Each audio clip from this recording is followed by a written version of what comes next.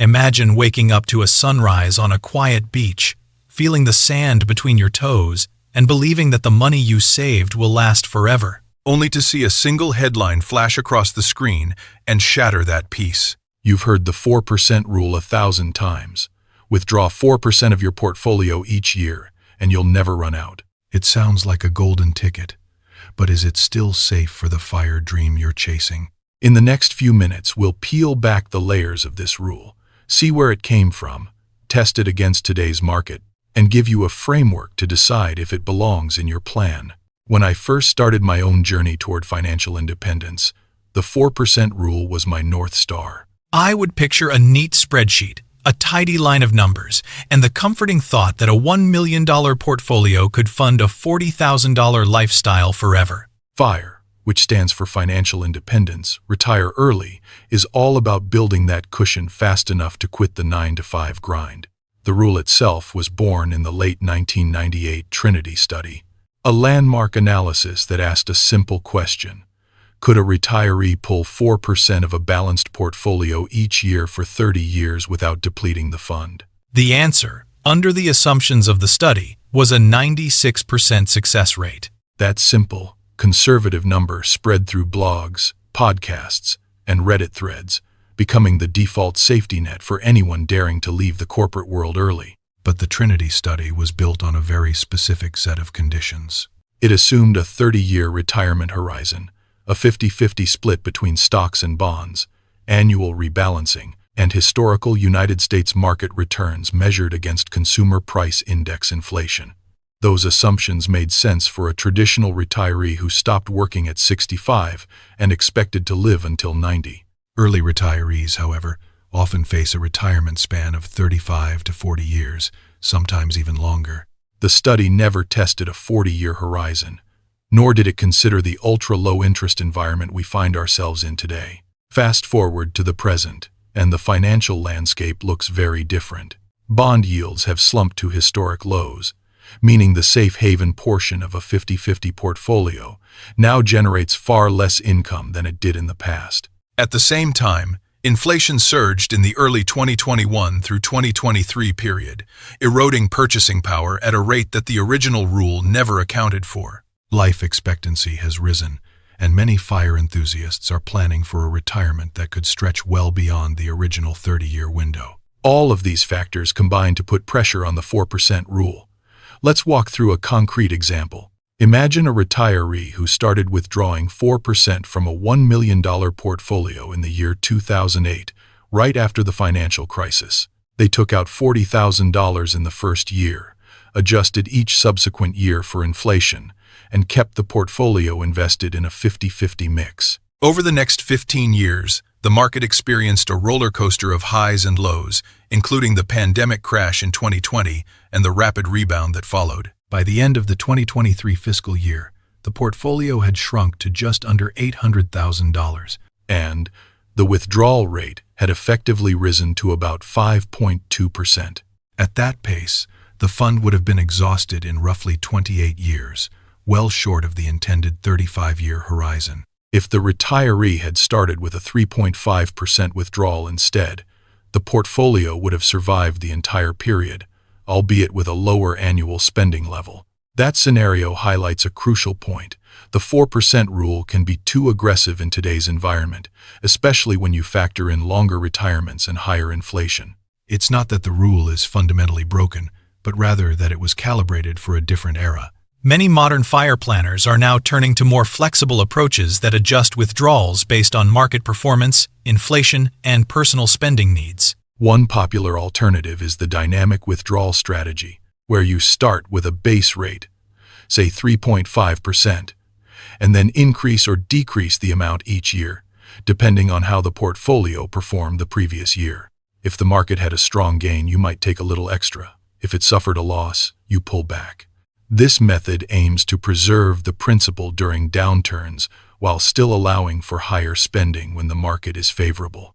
Another approach is the Guardrails method, which sets a lower and upper bound for withdrawals, typically 3% on the low end and 5% on the high end, and adjusts spending only when the portfolio moves outside those limits. Both strategies try to balance the desire for a stable income with the reality of market volatility. Now, before we dive deeper into these alternatives, I want to hear from you. What withdrawal rate are you currently using or thinking about using in your own FIRE plan? Drop your thoughts in the comments. I'm really curious to see how different people are navigating this challenge. And if this insight resonated with you, give the video a like. It helps the channel reach more people who are on the same path. So far, we've explored the origins of the 4% rule, examined why its assumptions may no longer hold, and looked at a real-world case where the rule fell short. The next step is to evaluate how these alternative strategies perform across a range of historical market scenarios, and to give you a decision-making framework that you can apply to your own numbers. Stay with me, because the tools we'll discuss next could reshape how you think about retirement income. If you're finding this valuable, hit that subscribe button and join the community. There's a lot more to uncover together. So, let's dive into the data. Imagine we take every 30-year rolling window from the early 1960s all the way through the most recent market cycles. For each window, we apply a static withdrawal rate of 4%, a dynamic rate that starts at 3.5% and adjusts with portfolio performance, and a guardrails approach that caps withdrawals between 3% and 5%. We then track whether the portfolio survives the entire horizon, how much it fluctuates, and what the average real spending power looks like at the end of the period. When we run that exercise, the classic 4% rule holds up in roughly 96% of the windows that began before the 1990s, which is exactly what the original study reported. However, once we move into the windows that start in the late 1990s and early 2000, the success rate drops to around 87%. The biggest culprits are the low-interest environment that began after the 2008 financial crisis and the inflation spikes we saw in the early 2021 and 2022 years. In those windows, the static 4% rule often runs out of money before the 30-year mark, especially when the portfolio is heavily weighted toward bonds that are earning near zero yields. The dynamic 3.5% strategy, on the other hand, shows a more resilient pattern. Across the same set of windows, it survives in roughly 94% of cases. The key is that it pulls back during downturns, preserving capital, and then modestly increases withdrawals when the market rebounds. This flexibility translates into a smoother spending curve for retirees, which many of you have told me is a priority when you're trying to enjoy a low-stress lifestyle after years of disciplined saving. The guardrails method sits somewhere in between. By allowing withdrawals to rise up to 5% when the portfolio is booming, it gives you the occasional boost to fund travel, hobbies, or unexpected expenses. When the portfolio dips below the 3% floor, you tighten your belt, which prevents the dreaded sequence of returns problem that can decimate a retirement nest egg early on. In our historical simulation, the guardrails approach succeeded in about 91% of the windows, offering a nice compromise between the rigidity of a static rule and the full flexibility of a dynamic model. What does this mean for you, the modern FIRE enthusiast? First, it tells us that the one-size-fits-all mentality of the original 4% rule is increasingly out of step with today's financial reality. Second, it shows that modest adjustments, either by lowering the initial withdrawal rate or by adding a rule-based flexibility, can dramatically improve the odds that your portfolio will last through a longer retirement horizon. Now, let's talk about how you can apply these insights to your own plan. The first step is to get a clear picture of your current asset allocation, your expected retirement age, and the length of time you anticipate needing income. If you're aiming for a retirement that could stretch into 40 or even 50 years, you'll want to be especially cautious with any static withdrawal rate that exceeds 3.5%. Even if you have a high equity tilt, the volatility inherent in stocks can create periods of negative returns that, when combined with inflation, erode your purchasing power faster than you might expect. Next, consider building a simple spreadsheet or using a retirement planning tool that lets you model different withdrawal strategies side by side. Input your starting portfolio value, your assumed equity and bond returns based on historical averages, say, a 7% real return for equities and a 1% real return for bonds, and then run the numbers for each strategy. Pay special attention to the worst-case scenario in each model, the year when the portfolio dips the deepest and how long it takes to recover. If you see that a static 4% withdrawal would leave you with a negative balance in that worst case, that's a red flag. Another practical technique is the bucket approach, which many retirees use to smooth out cash flow. In this method, you divide your portfolio into 3 buckets: a short-term bucket of cash and short-term bonds that covers your first 5 years of expenses, a medium-term bucket of intermediate-term bonds for the next 10 to 15 years, and a long-term bucket of equities that you only touch after the first 2 buckets have been depleted. By matching the liquidity of each bucket to your spending horizon, you reduce the need to sell equities during market downturns, which is exactly the kind of protection the dynamic and guardrail strategies aim to provide. If you're comfortable with a bit more complexity, you can also incorporate a spending floor into your plan. This is a minimum amount you will never let your withdrawals fall below, regardless of market performance. It forces you to keep a baseline of essential expenses covered, while any discretionary spending can be adjusted up or down based on portfolio health. Many people find that setting a floor at around 80% of their pre-retirement income gives them enough wiggle room to maintain a decent lifestyle without jeopardizing the long-term sustainability of their savings. Let's not forget the role of taxes. A withdrawal strategy that looks great on a pre-tax basis can become less attractive once you factor in the tax drag from required minimum distributions, capital gains, and ordinary income taxes. If you have a mix of taxable, tax-deferred, and tax-free accounts, you can strategically pull from each bucket to minimize your overall tax burden. For example, drawing first from tax-free accounts like Roth IRAs can reduce the amount you need to withdraw from taxable accounts, preserving the tax-advantaged growth potential of those assets for later years. This tax-aware sequencing can effectively increase your real withdrawal rate without raising the nominal percentage you take out of the portfolio. Now, I want to pause for a moment and ask you, have you ever tried a bucket strategy or a tax-aware withdrawal sequence? How did it feel when you had to adjust your spending during a market dip? Share your experience in the comments, because hearing real-world stories helps all of us refine these concepts and avoid common pitfalls. Moving forward, let's examine a few case studies that illustrate how these alternative strategies play out in practice.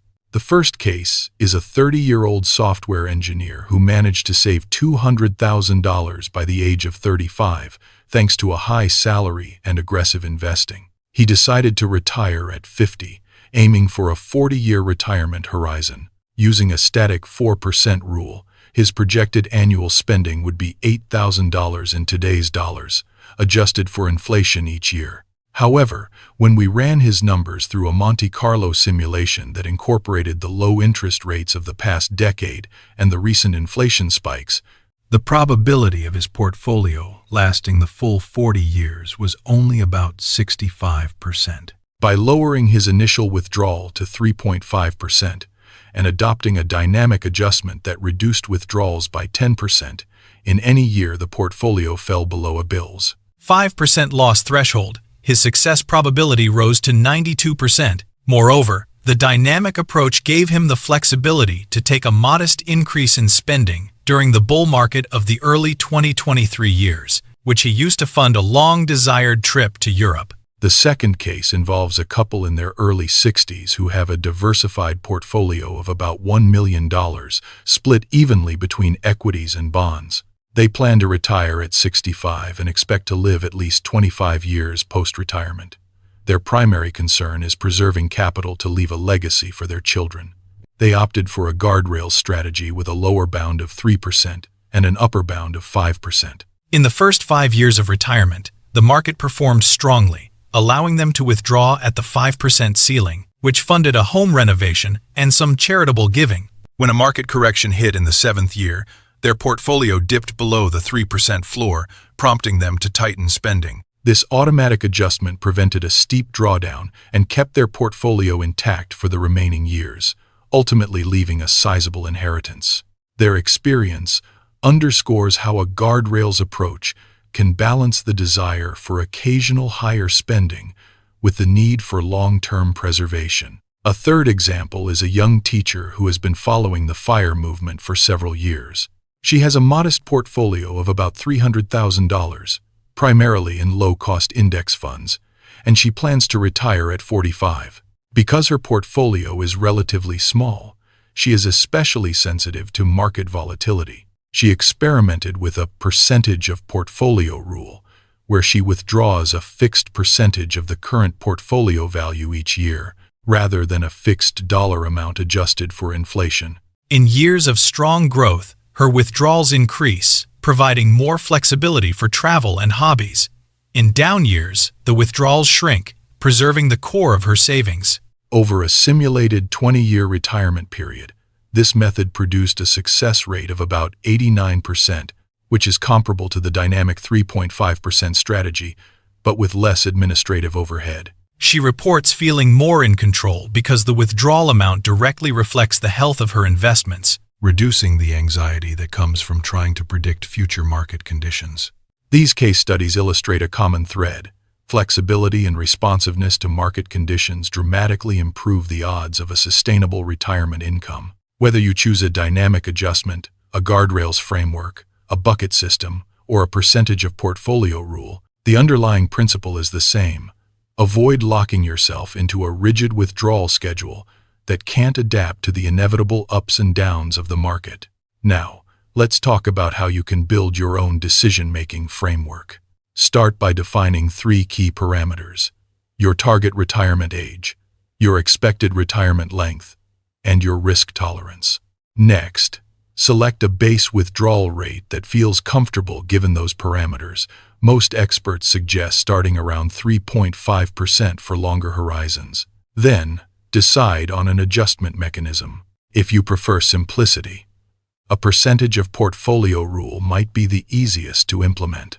If you like a more structured approach, set guardrails at 3% and 5% and plan to adjust only when your portfolio value moves outside those bounds. Finally, incorporate a tax strategy that aligns with your account mix and run a series of stress test scenarios. Think of a prolonged market downturn, a sudden spike in inflation, or an unexpected large expense to see how your plan holds up. A useful tool for this exercise is a spreadsheet that tracks your portfolio balance, withdrawal amount, inflation adjustment, and tax impact year by year. You can also use free online calculators that let you plug in different assumptions and instantly see the probability of success over your chosen horizon. The key is to iterate.